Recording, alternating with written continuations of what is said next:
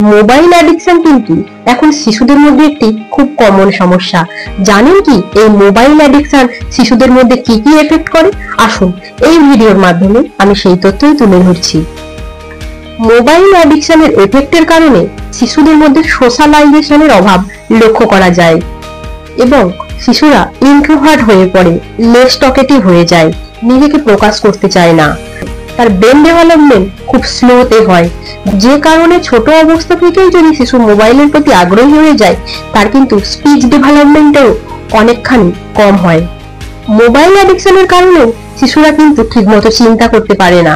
শিশুদের মধ্যে মেমোরির সমস্যা দেখা যায়, যে কোনো তথ্য মনে করতে গেলে অনেক বেশি ভাবতে হয় এবং ধীরে ধীরে সেটি তার বিস্মৃতিতে পৌঁছে যায়।